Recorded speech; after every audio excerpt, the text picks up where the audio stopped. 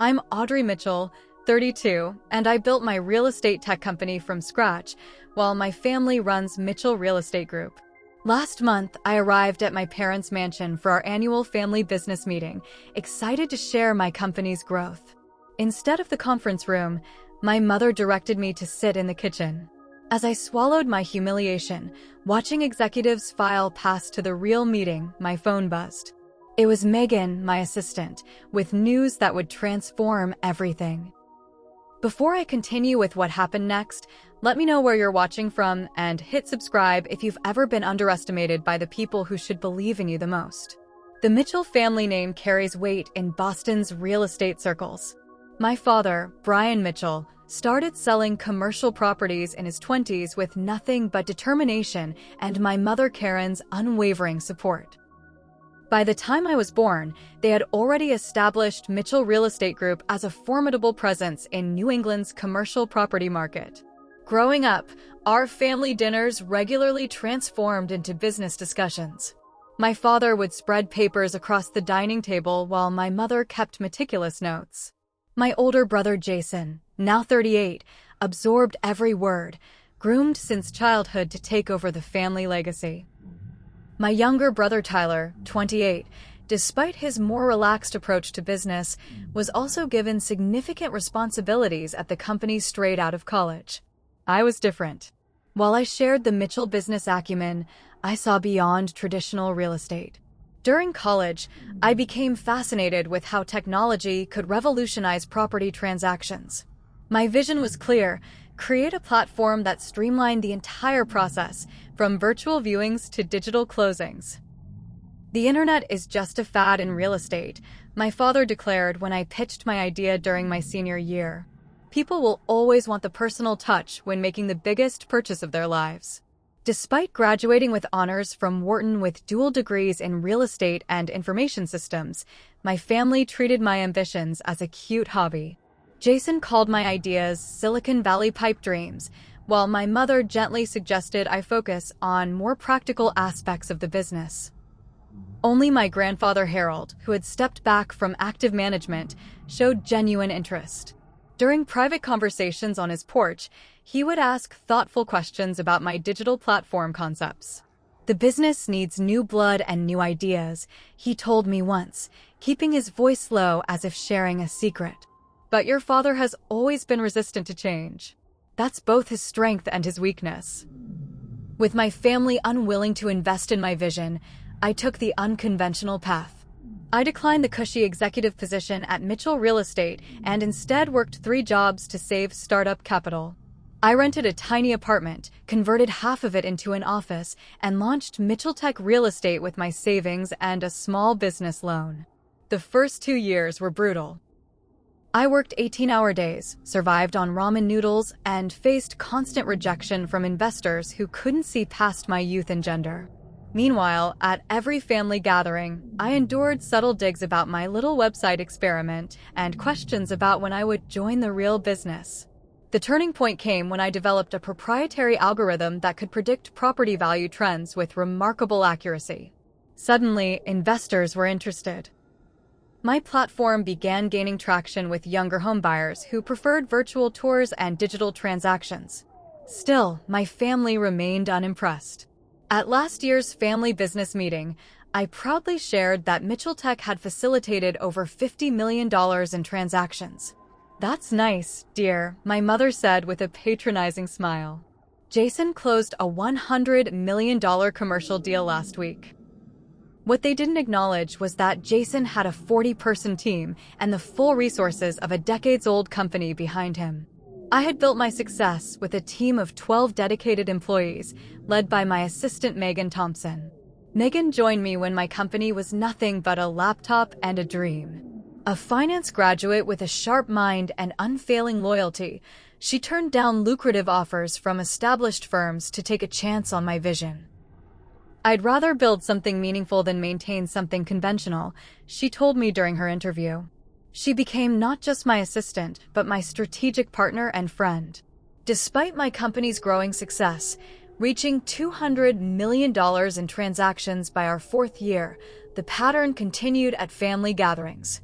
My ideas were interrupted, my achievements downplayed, and my business referred to as my tech project rather than the legitimate enterprise it had become. Last Christmas, my grandfather pulled me aside. "They're afraid," he whispered, his eyes twinkling with something between mischief and pride. "Afraid of what?" I asked. "That you might outdo them all," he replied. "Innovation always terrifies the established." With those words echoing in my mind, I arrived at this year's family business meeting determined to be taken seriously. My company had just secured a significant round of funding, we'd expanded to 3 new markets, and our transaction volume had doubled in 6 months. Yet somehow, I found myself directed to the kitchen instead of the conference room. The morning of the annual Mitchell Real Estate Group meeting dawned bright and clear. I dressed carefully in a tailored navy suit, selected statement jewelry that projected confidence, and rehearsed my presentation one final time before driving to my parents' expansive colonial in Brookline.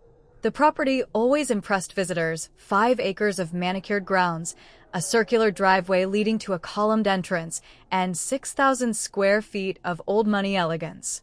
Growing up there had been a privilege I acknowledged, even as I chose to forge my own path. I parked my Tesla beside a row of luxury vehicles: my father's Bentley, Jason's Range Rover, and several Mercedes and BMWs belonging to board members. Taking a deep breath, I gathered my portfolio and laptop bag, then walked up the familiar granite steps. My mother answered the door, her blonde hair perfectly styled, her expression revealing a flash of surprise before settling into a practiced smile. "Audrey, darling. We weren't sure you'd make it," she said, air-kissing both my cheeks. "Everyone's gathering in the conference room, but why don't you wait in the kitchen? Martina made those cinnamon rolls you like." I blinked, momentarily confused. "Wait in the kitchen? Mom, I'm here for the business meeting." She adjusted her pearl necklace, not quite meeting my eyes. "Of course, dear. It's just that the agenda is quite full with the Patterson development and Jason's downtown project. We'll call you in if there's time for other updates." The dismissal was so casual, so matter-of-fact, that for a moment I couldn't respond. Through the open door of my father's study-turned-conference room, I could see the long mahogany table with 16 chairs. Board members were already settling in, accepting coffee from staff, exchanging pleasantries. "I have an update on Mitchell Tech's expansion and our new predictive market analysis tool," I said, fighting to keep my voice steady. "I think the board would be interested in how it could benefit the family business." My mother patted my arm. "That sounds fascinating, sweetheart. Perhaps you can email everyone a summary later?" Thomas just arrived. I should greet him. She moved swiftly toward the silver-haired chairman of the board, leaving me standing in the foyer. I stood frozen, portfolio clutched to my chest, as board members and executives filed past. Some nodded politely, others seemed not to notice me at all.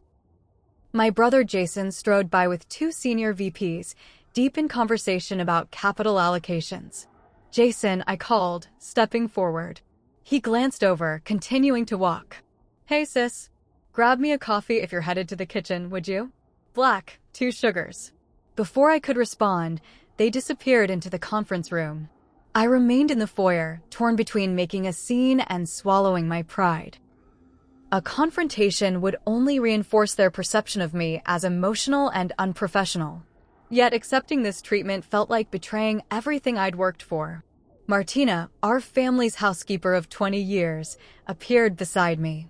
Her sympathetic expression told me she understood exactly what was happening.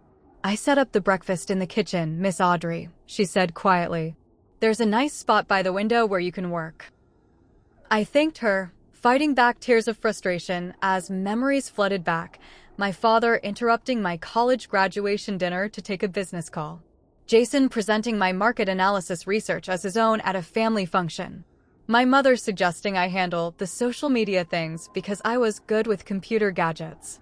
With forced composure, I walked to the kitchen. The same kitchen where I'd done homework while listening to my father coach Jason on business strategies.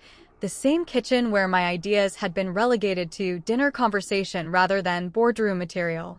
The kitchen was beautiful, of course, a showcase of marble and high-end appliances featured in Architectural Digest when my mother renovated 5 years ago. But today, it represented my continued exclusion from the business discussions that shaped my family's legacy. I set up my laptop at the island, spreading my portfolio beside it. If they wouldn't invite me to the table, I would use this time productively. I could hear the meeting beginning through the open door down the hall, my father's authoritative voice calling everyone to order, the respectful silence that followed. Sophia, another housekeeper who had known me since childhood, quietly placed a cup of coffee beside my laptop. "They don't see how smart you are," she whispered in Spanish, a language she had helped me practice growing up. "But someday they will have to." I smiled gratefully at her as I opened my email to review quarterly reports. Through the open door, I could hear snippets of the meeting, discussions about market trends I had predicted 6 months ago, development opportunities one had researched thoroughly, and technology integrations I had repeatedly suggested. I was typing notes for my own team meeting later that day when my phone began to vibrate. Megan's name flashed on the screen. "Audrey, I know you're at the family meeting, but this couldn't wait." Megan's voice came through, uncharacteristically excited. As my assistant of 4 years, she typically maintained professional composure, regardless of circumstances. "What's happening?" I asked, lowering my voice and glancing toward the hallway where the meeting continued without me. "Henderson Properties is selling," she said, the words tumbling out rapidly. "The whole company, lock, stock, and barrel." I nearly dropped my phone. Henderson Properties was our biggest competitor in the tech-forward real estate space, a company 3 times our size with an established presence in markets we had been trying to penetrate for years. "That's impossible," I replied. "Frank Henderson has been saying he'll die at his desk since I entered the industry." "Pancreatic cancer, stage 4, Megan said soberly. "Diagnosed 3 weeks ago. He's kept it quiet, but he wants to sell quickly and ensure the company's future while he can still oversee the transition." I walked to the kitchen window, processing this information. "How did you find out before it hit the market?" "Remember Alicia from graduate school? She's Henderson's HR director now. Called me directly because she knows we might be interested." "But Audrey," her voice became urgent, "this is time sensitive. Henderson is giving interested parties just 48 hours to prepare offers before announcing publicly. He wants to avoid a protracted negotiation process." My mind raced through implications and possibilities.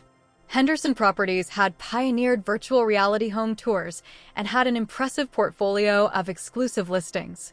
Their client list included celebrities and tech executives who valued their privacy and Henderson's innovative approach. Most importantly, they had successfully expanded into West Coast markets that had been resistant to our entry.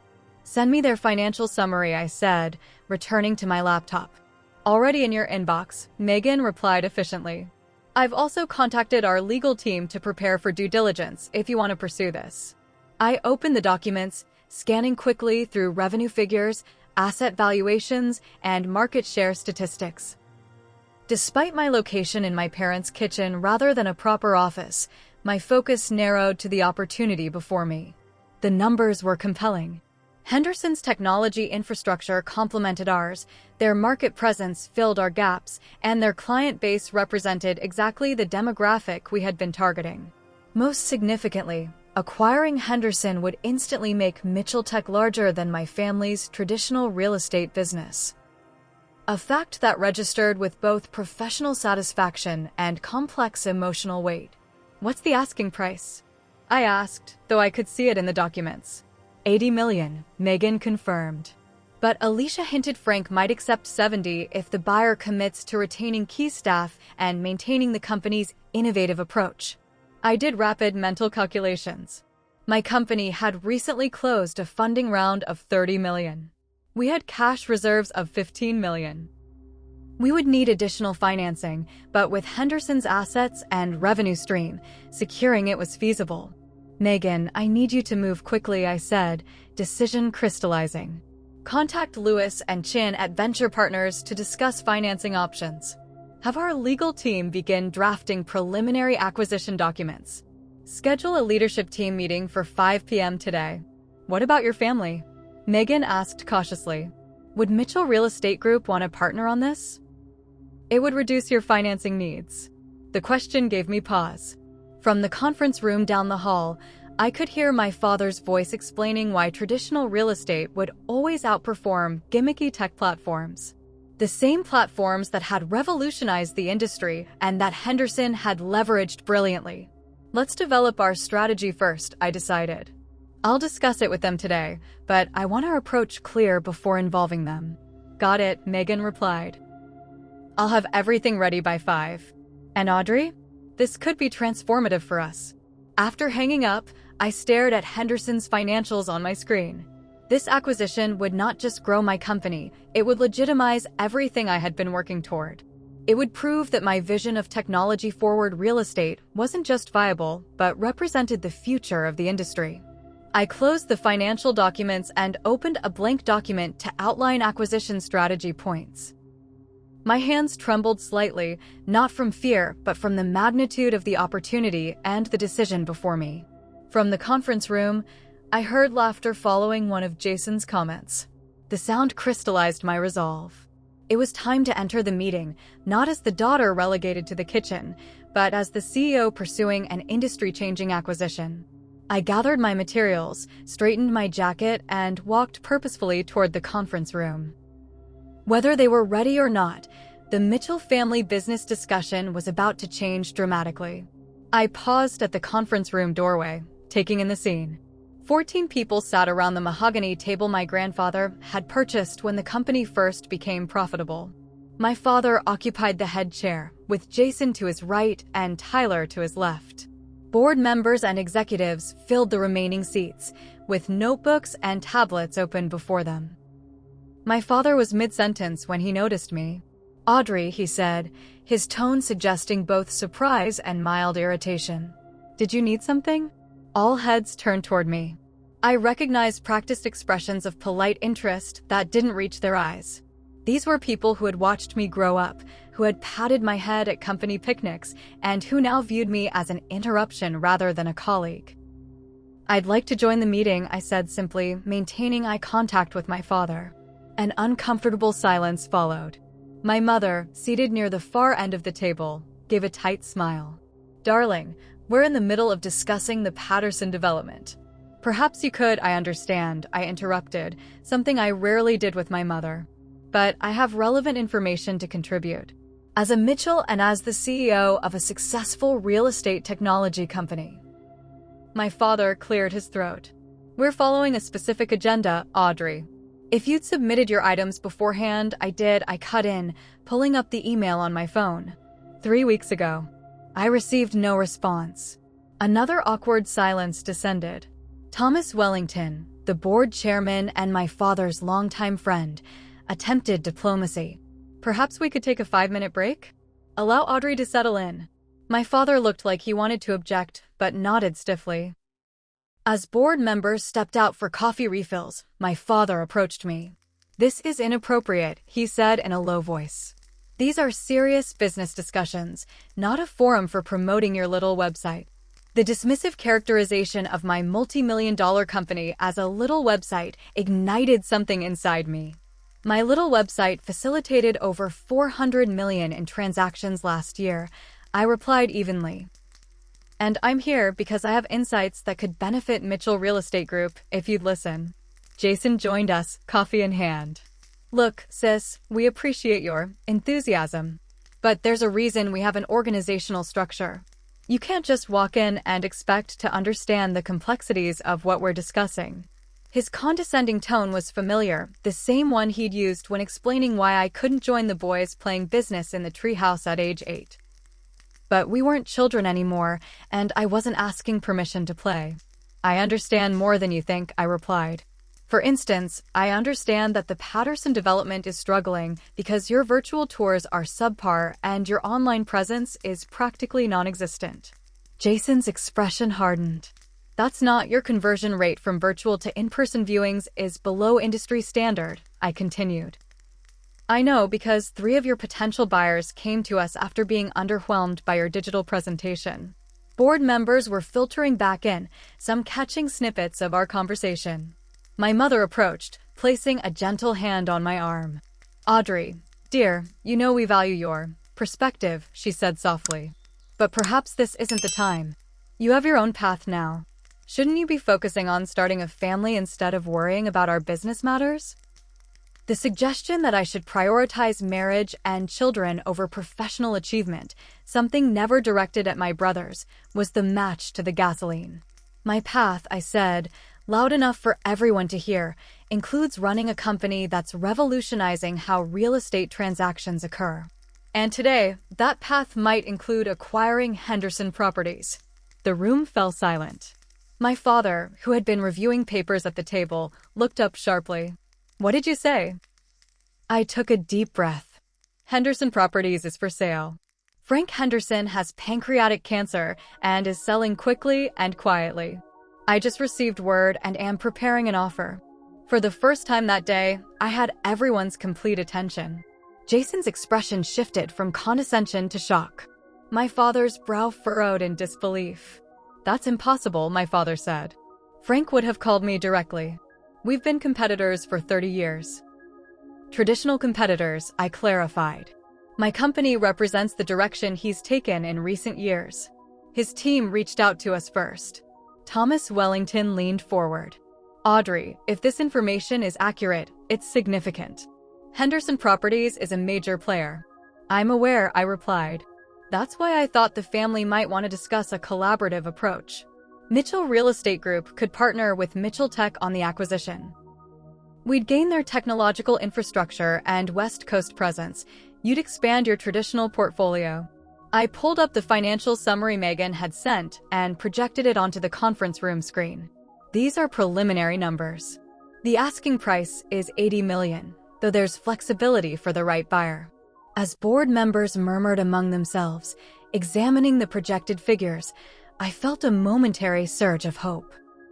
Perhaps this was the bridge that would finally connect my world with my family's. My father studied the screen, then turned to me with an expression I knew too well, the one that preceded dismissal of ideas he considered impractical.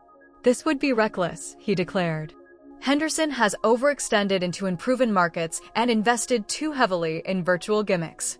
This is exactly the kind of impulsive move that tech companies make before they crash." "Impulsive?" I echoed. "I've been analyzing Henderson's business model for years. Their virtual gimmicks increased property values by an average of 12% and reduced time on market by 40%. Jason shook his head. "Even if those numbers are accurate, the risk is unjustifiable. We'd be foolish to dilute our resources on this." One by one, board members began nodding in agreement with my father and brother. The familiar pattern was reasserting itself. My insights dismissed, my research ignored, my business acumen questioned. My father turned to Thomas. "Let's return to the agenda. The Patterson development timeline needs adjustment." Just like that, the door closed. Not just on the Henderson opportunity, but on any pretense that my opinion held value in this room. "So that's it?" I said, unable to keep the edge from my voice.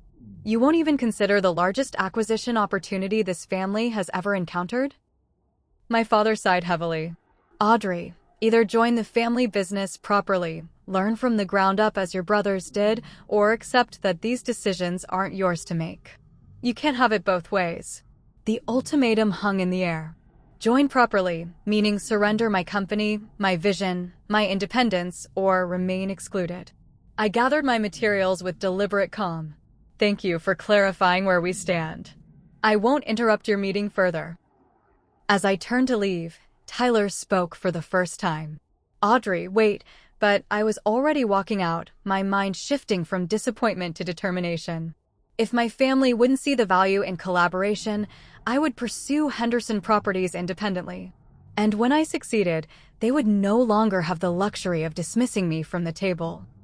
The drive from my parents' Brookline mansion to my downtown office took 23 minutes, just enough time for my anger to crystallize into resolve. I parked in my reserved spot, straightened my suit jacket, and took a deep breath before entering the converted warehouse that housed Mitchell Tech Real Estate. Unlike my family's traditional oak-paneled offices, Our space featured exposed brick, abundant natural light, and an open floor plan designed to encourage collaboration. Engineers, marketers, and real estate specialists worked at clustered workstations, the buzz of productive energy filling the air. Megan met me at the entrance, tablet in hand. Conference room is ready. The team will gather at 5 as requested, but I've asked Lauren from legal and Derek from finance to join us now for preliminary discussions. I nodded appreciatively. This was why Megan had risen from assistant to chief of staff. She anticipated needs before I articulated them. Any update from Henderson's team? I asked as we walked through the office. Just confirmation that they're accepting expressions of interest until Wednesday at 9 a.m. After that, they'll select candidates for due diligence. In our glass-walled conference room, Lauren Barnes, our legal director, and Derek Chin, our CFO, were already reviewing documents. Both had been with me since the early days, taking equity in lieu of competitive salaries when cash was tight. Their commitment had been repaid as the company grew, but their loyalty went beyond financial incentives. I take it the family meeting didn't go well, Lauren observed as I set down my portfolio with more force than necessary. Let's focus on Henderson, I replied, not wanting to dwell on family dynamics. What are we looking at financially, Derek? Derek adjusted his glasses, bringing up spreadsheets on the wall screen. Based on the preliminary information, Henderson's asking price is approximately 4 times their annual EBITDA, reasonable for their market position and growth rate. The challenge, he continued, is that even with our recent funding round, we'd need to secure an additional $35 to $40 million in financing. We're looking at either significant dilution through equity or taking on substantial debt. Lauren tapped her pen against her legal pad. The acquisition itself isn't legally complex. Their corporate structure is clean, and preliminary background checks show no major litigation risks. The financing will be the hurdle. I studied the financial projections Derek had prepared. The combined entity would have a valuation approaching $500 million, more than double Mitchell Real Estate Group's current worth. The thought brought a mixture of professional satisfaction and personal vindication that I tried to set aside to focus objectively. What about venture partners? I asked Megan. Any response from Lewis or Chin? Lewis is traveling, but reviewing the opportunity remotely. Chin is cautiously interested, but wants a detailed integration plan before committing to financing discussions. For the next 3 hours, we dissected Henderson's business from every angle. Their technology infrastructure, client portfolio, market presence, and cultural compatibility. Derek identified potential redundancies and synergies, while Lauren flagged regulatory considerations in markets where we'd be expanding. By the time our leadership team gathered at 5, we had developed a preliminary acquisition strategy. Our CTO, Raj Patel, provided technical assessment of Henderson's platforms. Our marketing director, Gabriela Reyes, outlined brand integration approaches. Our operations head, Marcus Washington, detailed logistical considerations for merging teams across locations. Bottom line, Derek concluded, this acquisition makes strategic sense, but stretches us financially. We'd be leveraged to our limit. The room fell quiet as everyone turned to me for direction. These people had believed in my vision when few others did. They had worked weekends and holidays, accepted delayed paychecks during tough periods, and celebrated each milestone as a collective achievement. Their careers and financial futures were tied to decisions I would make. Thoughts? I asked, wanting their honest assessment before revealing my inclination. Marcus spoke first. It's aggressive, but aligned with our 5-year plan. We were already targeting West Coast expansion next year. This accelerates the timeline, but gives us established infrastructure rather than building from scratch. Gabriela nodded. From a brand perspective, Henderson complements us perfectly. They're known for innovation, but lack our data analytics strength. Combined, we'd be the clear technology leader in real estate. Raj's assessment was more measured. Integration would be complex but manageable. Their VR platform is superior to ours, but our predictive analytics are more advanced. Technical synergies exist. One by one, Team members provided their analysis, all recognizing both the opportunity and the risk. Unlike the dismissive response from my family, these professionals evaluated the acquisition on its merits, regardless of who had proposed it. After everyone had spoken, I thanked them for their input. Please continue developing your departmental integration plans. We'll reconvene tomorrow to finalize our approach. As the team dispersed, I remained in the conference room, staring at projection screens filled with data points, market analyses, and financial models. The rational case for acquisition was strong, but the emotional weight of the decision felt suddenly overwhelming. When everyone had gone except Megan, I finally voiced the doubt I'd been suppressing. Are we overreaching? My family thinks so. Megan considered her response carefully. Your family has built an impressive business through traditional means, but they've consistently underestimated how technology is transforming real estate. That's their blind spot, not yours. She gathered her notes. I'll let you have some space to think. Just remember why you started this company in the first place. Alone in the conference room, I watched darkness fall over Boston's skyline. The doubt that I had pushed aside during the day crept in. Was I pursuing Henderson partly to prove something to my family? Was my judgment clouded by the humiliation of being seated in the kitchen rather than the conference room? My phone rang, displaying a number I immediately recognized, my grandfather Harold. Despite being nearly 80, he had embraced technology more readily than his son. I hear you made quite an impression today, he said when I answered, his voice carrying its characteristic mix of warmth and mischief. That's one way to put it, I replied, smiling despite myself. Your father called me, quite worked up about Henderson properties and your reckless interest in acquiring them. And you agree with him? I asked, bracing for disappointment. A soft chuckle came through the line.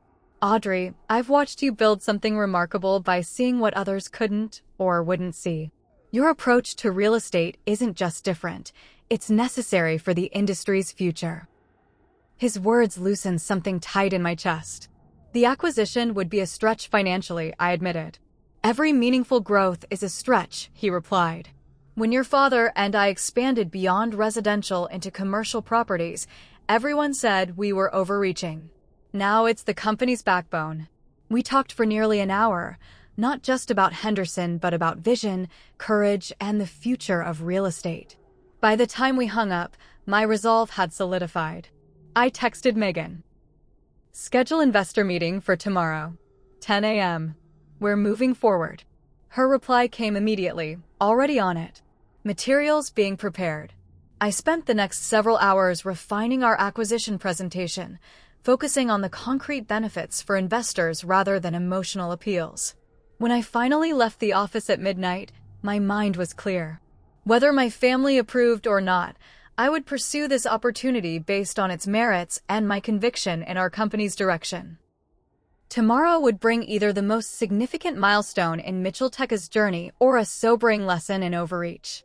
Either way, I would face it on my terms, not from a seat in the kitchen, but from the head of my own table. The following morning, I arrived at the office at 6, giving myself time to review presentation materials and center my thoughts before the investor meeting. Our boardroom had been prepared meticulously. Financial projections displayed on screens, acquisition folders at each seat, coffee and refreshments arranged on the sideboard. At 9:30, Megan entered with updates. Chin from Venture Partners confirmed he's attending with their acquisition specialist. Lewis sent his senior partner, Diane Blackwell, in his place. 4 other potential investors have also confirmed. I nodded, making final adjustments to my presentation. And Henderson's representatives? No direct contact, but Alicia confirmed they've received notice of our interest. Their team is reviewing all serious inquiries today. At precisely 10 a.m., our potential investors began arriving. David Chin, whose firm had led our last funding round, greeted me warmly. Diane Blackwell from Lewis Partners was more reserved, her analytical gaze taking in our office environment as an indicator of company culture.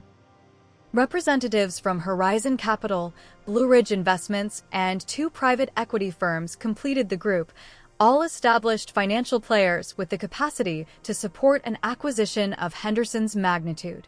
As everyone settled, I remained standing, deliberately choosing not to start with slides or financials. Instead, I placed a single house key on the table. Real estate isn't actually about properties, I began. It's about transitions. People moving from one phase of life to another, businesses expanding or relocating, families finding their first home or downsizing after children leave. For generations, these transitions have been facilitated through fundamentally the same process. I picked up the key. But today's clients experience the world differently. They research online before ever contacting an agent. They expect virtual tours before physical visits. They want digital closings rather than mountains of paperwork. Moving to the presentation screen, I displayed side-by-side metrics. Henderson Properties recognized this shift early. Like Mitchell Tech, they built their business model around the client's digital journey. Their West Coast presence complements our East Coast strength. Their luxury market expertise enhances our middle market dominance. For the next 40 minutes, I detailed the strategic rationale, market opportunities, technological synergies, and financial projections of the acquisition. I addressed potential integration challenges honestly, presenting mitigation strategies rather than downplaying risks. When I concluded the formal presentation, the room remained quiet for several moments. David Chin broke the silence. Impressive analysis, Audrey. But the financing gap is significant. How do you propose structuring this without crippling dilution or unsustainable debt? This was the critical question, one I had anticipated and prepared for extensively with Derek. I outlined a hybrid approach, preferred equity investment with favorable conversion terms, contingent earn-out provisions to Henderson's key executives, and performance-based financing tranches that would release capital as integration milestones were achieved. Diane Blackwell, known for her direct questioning, leaned forward. You're proposing to acquire a company 3 times your size. What makes you confident you can manage the integration successfully? 3 times our size in employee count and current revenue, I acknowledged. But our technological infrastructure is more scalable, our per-employee productivity is higher, and our growth rate has consistently outpaced theirs for 3 years. I displayed our integration timeline. We're not attempting to absorb them overnight. This is a measured 18-month process with clearly defined phases and success metrics. The questions continued for over an hour. Challenging, specific, occasionally skeptical, but always focused on business fundamentals rather than personality or perception. Unlike my family's dismissal, these financial professionals were evaluating the acquisition on its merits. As the session concluded, David Chin remained behind while others departed for internal discussions.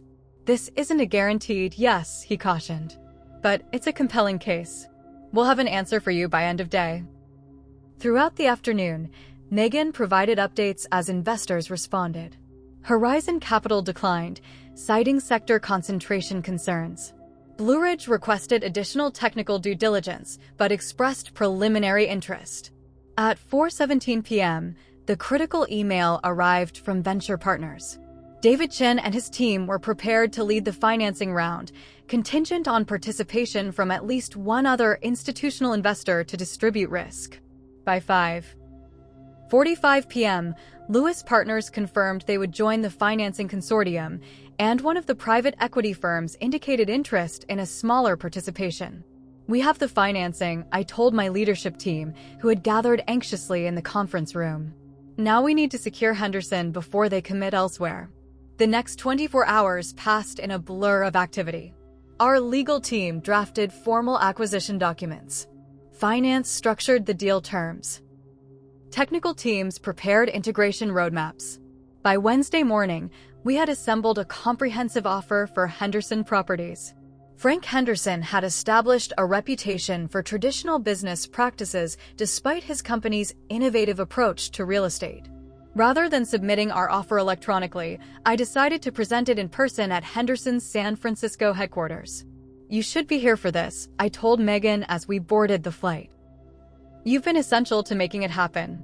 After landing, we went directly to Henderson's offices. Unlike the ostentatious displays of success that characterized many real estate firms, Henderson's headquarters featured practical elegance, open workspaces, modest executive offices, and prominent displays of their technological innovations. Frank Henderson received us in a glass-walled conference room overlooking San Francisco Bay.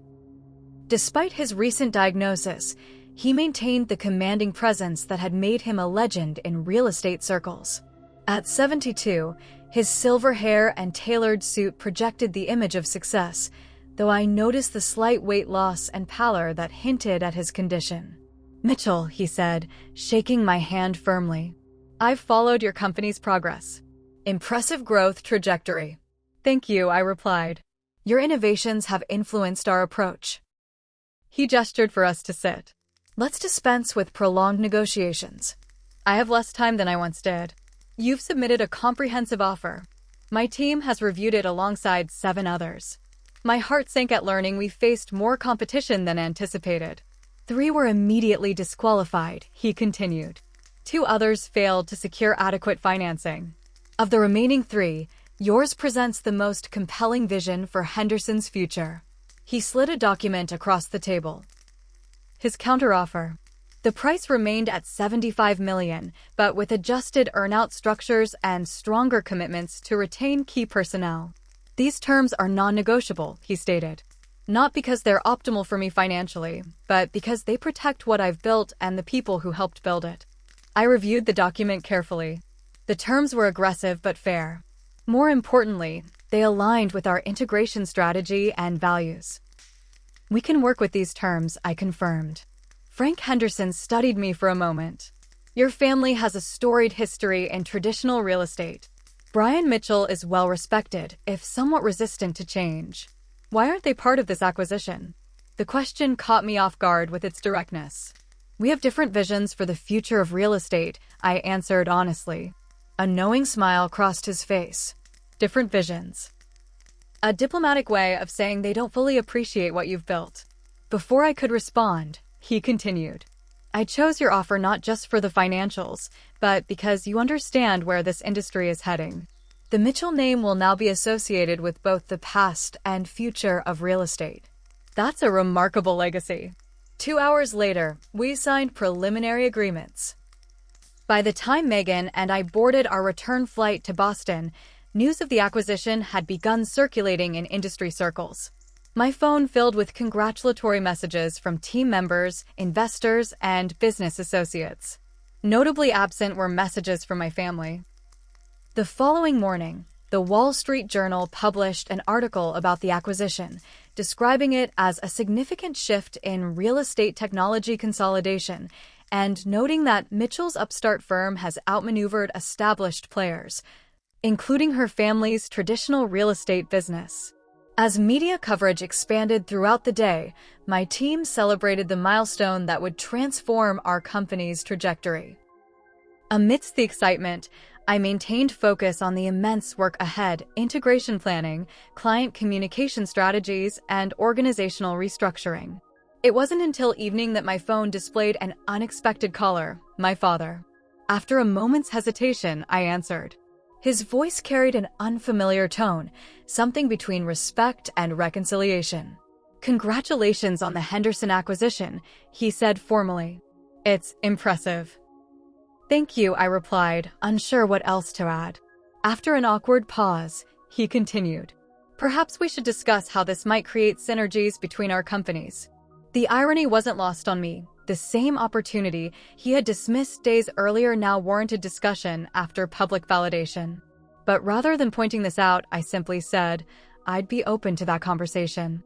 Next week, perhaps, after the initial integration work is underway. As I hung up, I felt no vindictive satisfaction, no desire to gloat over changing perceptions. The acquisition wasn't about proving my family wrong. It was about building something meaningful that aligned with my vision for the industry's future.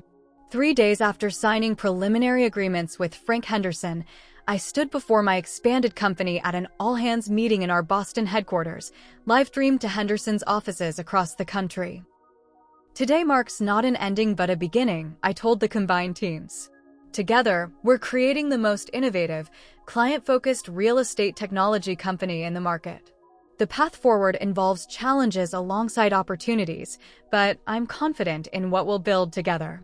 As applause filled the room, I realized that the real measure of success wasn't the acquisition itself, but what we would create from it, and that journey was just beginning. 3 months after the Henderson acquisition, I stood at the window of our new executive offices, gazing at Boston's skyline. We had relocated to a prestigious building in the financial district, not for the prestige itself, but because we needed the space to accommodate our expanded team. The Henderson integration was proceeding more smoothly than even our optimistic projections had anticipated. Behind me, Megan cleared her throat. "Your grandfather is here to see you." I turned in surprise. Harold Mitchell rarely left his Brookline home these days, preferring family to visit him instead. "Send him in, please." My grandfather entered slowly, leaning on his cane. At 80, his body had weakened, but his eyes remained sharp with intelligence and humor. He whistled appreciatively as he looked around the office. "Quite a step up from that converted warehouse where you started," he observed, lowering himself carefully into a chair. "What brings you downtown?" I asked, sitting across from him. He smiled. "Can't an old man visit his granddaughter without an interrogation? Especially when she's just pulled off the most significant acquisition in Boston real estate this decade." I laughed. "Of course. Would you like some coffee? Tea?" No, he waved off the offer. "I can't stay long. Your grandmother has me on a strict schedule these days, doctor appointments, physical therapy, the works." He leaned forward, his expression growing more serious. "I wanted to congratulate you properly. What you've accomplished, building your company, securing the Henderson acquisition, managing the integration, it's remarkable." "Thank you," I said, genuinely touched. "Your support has meant everything." Harold nodded. "I've lived long enough to recognize vision when I see it. Your father has many strengths, but embracing change isn't among them." He chuckled. "He's coming around, though." The Henderson acquisition gave him quite a shock. As if on cue, my phone buzzed with my father's name on the screen. "Speaking of," I said, showing him the display. "Take it," Harold encouraged. "I'll see myself out. Sunday dinner this weekend." I nodded, accepting the call as my grandfather made his way to the door. "Audrey," my father's voice came through, more hesitant than his usual authoritative tone. "Do you have a moment?" "I do," I replied, watching my grandfather give me a thumbs up before closing the door behind him. "I've been reflecting on recent events," my father continued. "Your acquisition of Henderson was strategically sound. The market has responded positively." Coming from him, this was extraordinary praise. "Thank you," I said simply. "The board is meeting next Thursday to discuss our digital transformation strategy," he continued. "Given your expertise in this area, your presence would be valuable." I recognized what this invitation had cost him. My father wasn't apologizing exactly, but this was his way of acknowledging he had underestimated me. "I appreciate the invitation," I replied carefully. "I'd be happy to attend, though I want to be clear about my role. I'm coming as the CEO of Mitchell Tech, not as a family member seeking approval." A pause followed. "Understood," he finally said. "The meeting begins at 10. I'll have Diane send you the agenda." After we hung up, I sat at my desk, processing the significance of this conversation. It wasn't the full acknowledgement I might have once craved, but it represented a shift in our professional relationship, one based on earned respect rather than familial obligation. The following Thursday, I arrived at Mitchell Real Estate Group's headquarters 15 minutes before the board meeting. The receptionist, who had known me since childhood, did a double-take at my name. "Ms. Mitchell." "It's been ages." "You're here for the board meeting," I confirmed. "I'm on the agenda." Her surprise was evident as she checked her schedule. "Of course. Let me show you to the conference room." As we walked through familiar hallways, I noticed subtle changes in the office environment, more technology integration, digital displays of property portfolios, even a virtual reality station for property tours. Small steps, but meaningful ones. The conference room fell quiet as I entered. The same mahogany table, the same executive chairs, many of the same board members, but the dynamic had undeniably shifted. My father rose from his seat at the head of the table. "Audrey, thank you for joining us." "Please," he gestured to an empty chair, not at the far end where visitors typically sat, but to his left, opposite Jason. As I took my seat, I noticed my brother's expression, a mixture of reluctant respect and lingering competitiveness. Tyler, beside him, gave me a subtle nod of acknowledgement. Before we begin the formal agenda, my father announced, "I want to acknowledge Audrey's recent achievements." The Henderson acquisition has positioned Mitchell Tech as an industry leader in real estate technology, bringing additional prestige to the Mitchell name in business circles. The acknowledgement was professional rather than warm, focused on business impact rather than personal pride, but it represented significant progress nonetheless. Throughout the meeting, I contributed perspectives on digital transformation, client expectations, and technology integration, the very insights that had been dismissed at previous family gatherings. This time, board members took notes, asked substantive questions, and engaged with my recommendations. When discussion turned to the Patterson development, the same project that had dominated the agenda during my kitchen banishment, I offered concrete suggestions for improving its digital marketing approach. Rather than automatic dismissal, these ideas were noted for implementation. After the meeting concluded, my mother approached. "You were very impressive today," she said, with what seemed like genuine surprise. "The board was quite taken with your presentation." "Thank you," I replied. "These are strategies I've been developing for years." She had the grace to look slightly embarrassed. "Yes, well, sometimes it takes time to recognize value. Will you join us for lunch? Your father has reserved the private room at Morton's." I considered the invitation. Part of me wanted to decline, to maintain professional boundaries rather than slip back into family dynamics. But another part recognized the opportunity to establish a new type of relationship. "I can stay for an hour," I agreed. "I have an integration meeting at 2. The lunch was not without awkward moments. Old patterns emerged occasionally, Jason interrupting, my father making unilateral pronouncements, my mother attempting to smooth over disagreements. But there were also new dynamics, my father asking my opinion on industry trends, board members referencing my insights from the meeting, even Jason grudgingly inquiring about Henderson's West Coast operations. As we finished dessert, my father cleared his throat. "We've been discussing potential collaboration opportunities between Mitchell Real Estate and Mitchell Tech. Nothing formal yet, but there may be synergies worth exploring." The irony was palpable. This was precisely what I had suggested before being dismissed from the kitchen 3 months earlier. Rather than pointing this out, I nodded professionally.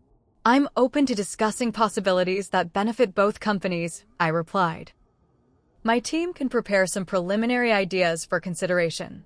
As I left the restaurant, Tyler walked me to my car. Unlike Jason, who had always been our father's clear successor, Tyler had struggled to find his place in the family business. "What you did with Henderson was incredible," he said when we were out of earshot of the others. "I've been trying to get Dad to consider technological integration for 2 years." It's easier to dismiss ideas from within the system than from a proven outside success, I observed. He nodded. "I've been thinking about that. Would you have time for coffee next week? I have some ideas I'd like to run by you." This tentative bridge between our professional worlds represented perhaps the most meaningful shift of the day. "I'd like that," I replied sincerely. Over the following months, the relationship between Mitchell Tech and Mitchell Real Estate evolved gradually. We established limited collaboration agreements, my company providing technological solutions for specific Mitchell projects, their company offering traditional expertise for certain Mitchell Tech clients who preferred hybrid service models. The family dynamics shifted as well. Sunday dinners included business discussions where my input was sought rather than tolerated. My father occasionally called for advice on technology-related decisions. My mother stopped asking when I planned to settle down and instead inquired about my company's expansion plans. These changes weren't accompanied by dramatic apologies or tearful reconciliations. They emerged through consistent demonstration of competence, gradual earning of respect, and mutual recognition of complementary strengths. 6 months after the Henderson acquisition, I hosted my first board meeting as CEO of the integrated company. Seated at the head of the conference table, not a kitchen island, I looked at the faces of executives from both Mitchell Tech and Henderson, now unified under shared vision and purpose. As the meeting commenced, I thought about the journey that had brought me here. From the kitchen of my parents' home to the boardroom of a company I had built. From seeking family validation to finding self-affirmation through meaningful work and principled leadership. The acquisition of Henderson Properties had transformed my company's market position, but the more significant transformation had been personal, the confidence that came from making difficult decisions, the clarity that emerged from staying true to my vision, and the freedom that resulted from building my own table rather than fighting for a seat at someone else's. As we reviewed quarterly results showing successful integration and accelerating growth, I recognized that the most valuable acquisition hadn't been Henderson Properties, but the understanding that external validation, even from family, was less important than internal conviction and purposeful action. When the board meeting concluded, I returned to my office where a simple frame hung on the wall. Inside was the key I had used in my investor presentation. The symbol of transitions that had become something more, a reminder that the most meaningful doors we open are often the ones we create ourselves. Have you ever been underestimated by the people who should have believed in you most? Did you find a way to prove your worth, or did you learn to validate yourself without their approval? Share your story in the comments below, and don't forget to like and subscribe if this resonated with you. Remember, sometimes the people who don't give you a seat at the table are inadvertently motivating you to build something even better on your own terms. Thank you for joining me today.